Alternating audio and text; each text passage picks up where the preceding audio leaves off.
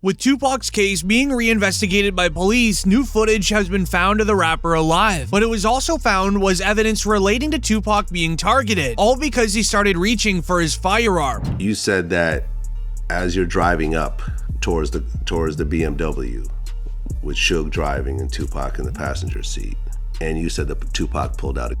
It looked like he was reaching, yeah. Yeah, it did. Okay. Yeah. Did you actually... No, once he got the reaching, I got the ducking. So someone from your car That's what happened. started at Tupac and Suge. As this would end up going viral on social media, Snoop Dogg would even react to the new information while also revealing something new about the passing of Tupac Shakur. You were with Tupac, though, in regards to Tupac. I heard a story, did you give him different advice that night on where to go? I didn't give him no advice. Right. We wasn't seeing eye to eye. Right. So saying during the Tyson. Yeah, this incident that I'm explaining to you right now was the day before that. Okay. So when they got to Vegas, they went their way, I went back. I mean, when we got to LA, they went to Vegas and I went home.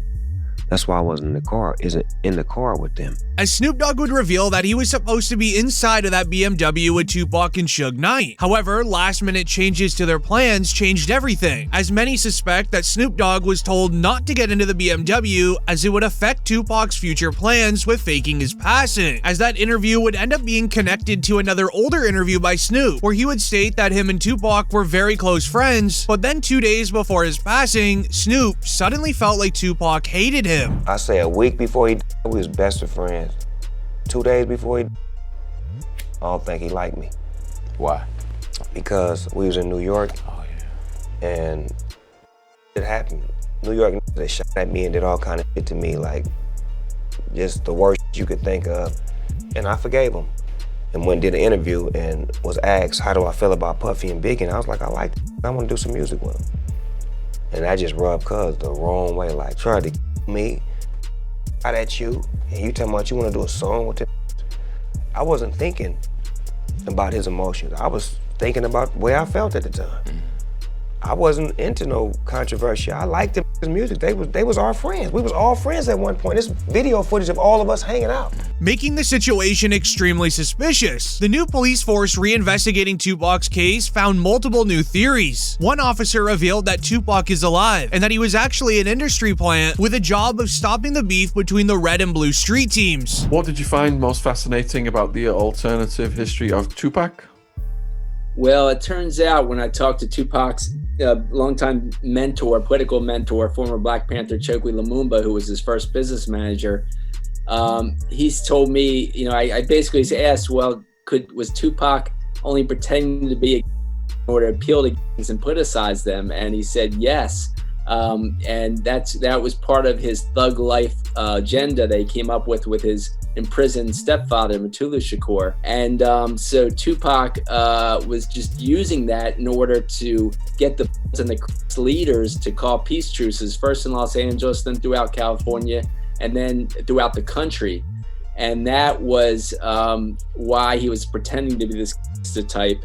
And really, he was just an intellectual prodigy. As with the plan obviously not working, Tupac would then suddenly pass. Now, when you compare this new information to a 2010 interview with a rapper named Tretch, this is where the story gets weird. In 2010, Tretch was interviewed on the topic of Tupac before a concert. Tretch and Tupac were very close friends way back in the day. They even worked on a few albums together and even shared a lot of family friends. But here's where the story gets weird. After Tretch's interview, the cameraman forgot to stop recording. He placed his camera onto the ground and he would then ask one more question to Tupac. In the footage, you can hear him asking about Tupac, to which Tretch responds, "Last time I saw him, he was in Cuba." So if you ain't ready for it, get on the sidewalk. One last question. Nobody knows. Y'all good? Yeah, we good. Thanks a lot, man. We good. Last time I saw him, he was in church.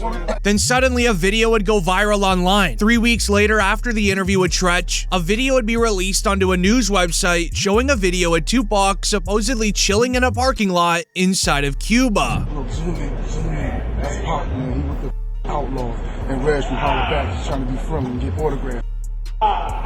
Holla back exclusive, baby. Holla back. This is what originally created the most popular theory of Tupac being alive and hiding in Cuba. However, now in 2024, it's not really seeming like a theory anymore, as Suge Knight even agreed that Tupac is alive. He said so in so many interviews over the course of the last 2 decades. But one particular Suge Knight interview makes a very convincing case. Tupac was allegedly doing fine in the hospital right before his passing. Suge Knight says, "When I left that hospital, me and Tupac were laughing and joking. I don't see how someone can turn from doing well to doing bad." I mean, when I left that hospital, me and Pac was laughing and joking. So I don't see how somebody can turn from doing well to doing bad.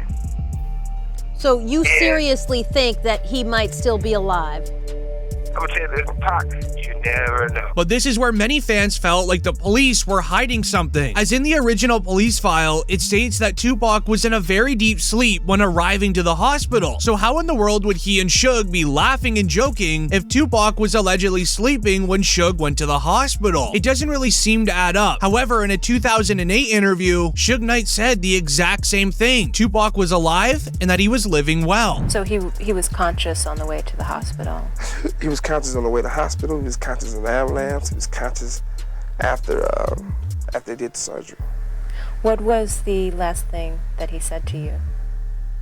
They love me. As Suge Knight has stood on business on what he believes happened to Tupac, saying the exact same in interviews 10 years apart. But only 2 weeks after the 2008 interview, when Suge Knight leaked the information about Tupac being alive, he almost lost his own life at a nightclub when a man used a firearm in his direction 6 times. However, Knight was hesitant to tell the police anything. He immediately knew that it was likely from him talking about Tupac in a public interview. Suge Knight's own son, Suge Jr., even made the same mistake. Hear me out. Because in 2018, Suge Jr. took it to Instagram, stating that Tupac was alive and living in Malaysia. And then right after Suge posted this, he then posted another photo to his Instagram, showing a text conversation where somebody said to him, "You have said too much. It's now time for you to go." This is when Suge Jr. would begin posting several photos of Tupac alongside modern-day celebrities like 50 Cent and Beyonce. He made it seem like someone was going after him for leaking all this info, because on the photo of Tupac and Beyonce, he captioned it, "He never left us, but they'll be after me soon." While many believe that it was a publicity stunt for Suge Jr. to gain social media clout, others believe that it was actually factual information he was sharing. Suge Jr. would be the one to know more about the case than anyone in the world, considering his father was right there at the scene of the crime. Now, when you compare the evidence of him being alive to the new police investigation file of the evidence of his passing, you can realize quickly that something is missing, as the police just recently arrested a man named Keefe D in connection to the crime. For 27 years, the family of Tupac Shakur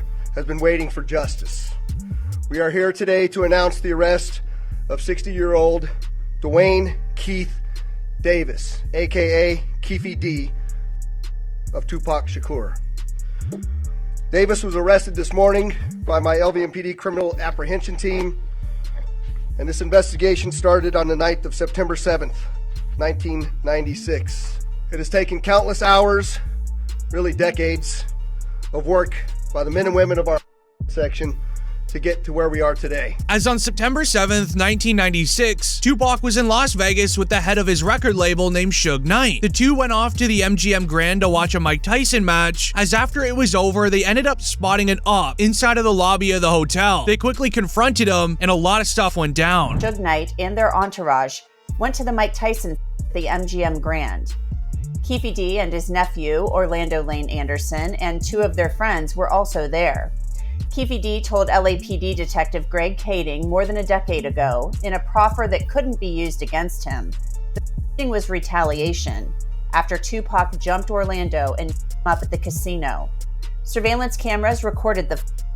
Tupac was angry that Lane had stolen his necklace years prior in Compton.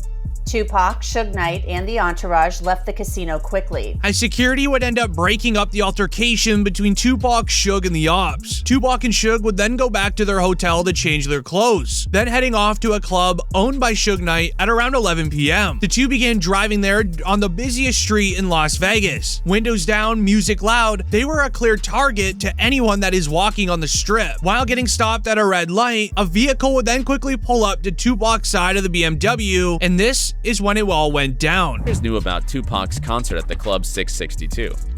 members, including Orlando and Keith D, jumped in their white Cadillac and started cruising the strip looking for the offender. Before long, they finally spotted Tupac's caravan.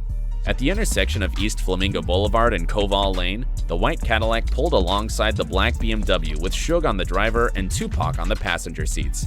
The back window of the Cadillac rolled twice in the chest, once in the arm, once in the thigh. With the aftermath of the incident being a mystery for over a decade, the police would investigate a concerning interview by Keefe D on DJ Vlad's show. As during an interview, it began with Keefe D detailing the moments of finding Tupac and literally pulling up on him. And Bubble Up was the driver, and Baby Lane and Freaky were in the back seat.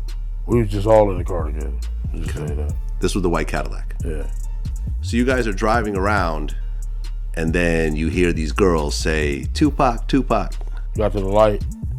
He was going to go drink, and he happened to be hanging out the window. He's hanging out the window like he was in a parade. Tupac? Yeah, he was. So what happens next? You said that as you're driving up towards the BMW, with Suge driving and Tupac in the passenger seat. As DJ Vlad would be a little skeptical on what Keefe D is saying. This is the first we're hearing about the Tupac case in over 2 decades now, so he would want some proof. Keefe D would then say, hey, I got a never-before-seen police interrogation video. This will be sure to confirm everything I'm saying. And here is what he shared. Lane starts you say Suge looks over, he sees you. He looks right at you? Yeah, he looks at me. Okay. When he looks over at you, and then, Tupac's busy getting evidently, the story is Tupac's trying to either get out in the back seat or something. Yeah, what do you see happening inside of their car? I seen him going Suge head. I thought he was. So Orlando across Dre? He leaned over on the window, we rolled down the window. Also found during the police's investigation, they were able to find Keefe D's reaction to Tupac's passing, which ends up showing his true emotions through the entire situation. Yeah, I hate that happened, dog. I really do, man. Because it took a lot of people's lives, dude. I hate that happened. Promise to God. I feel that was wrong, man. It was just wrong, purely wrong. You know what I'm saying? I wish it had never happened. You know what I'm saying? That's my opinion on it. Wish it never happened, dude. You know what I'm saying? I lost my Colombian plug. You know what I'm saying? Been having the feds up for 15 years. Couldn't do nothing. Couldn't catch a break, bro. You know what I'm saying? And I did time behind.